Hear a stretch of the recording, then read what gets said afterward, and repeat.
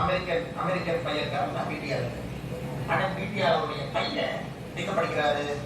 சொல்லுங்க அண்ணன்.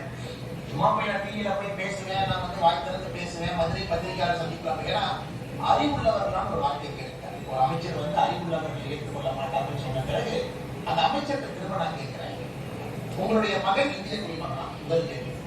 அமெரிக்க குடிமகனா? இரண்டாவது. இந்த 2 கேள்விக்கு பதில் சொல்லிட்டு உங்கள் மகன் எந்த பள்ளியில படிக்கிறான்?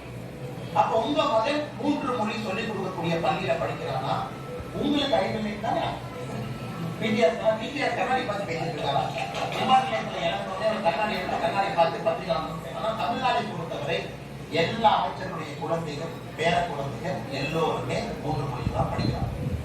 எம்பிக்கள், எம்எல்ஏக்கள் யாராச்சும் ஒருத்தர் பத்திரிகையாளர் முன்னாடி ஒரு எம்பி எம்எல்ஏ பத்தி இல்ல என் குழந்தை என் பேர 2 மொழி தான் படிக்கிறான், நான் தைரியமா பேசுவேன் பேசுறாங்களா? யாரும் பேச மாட்டாங்க.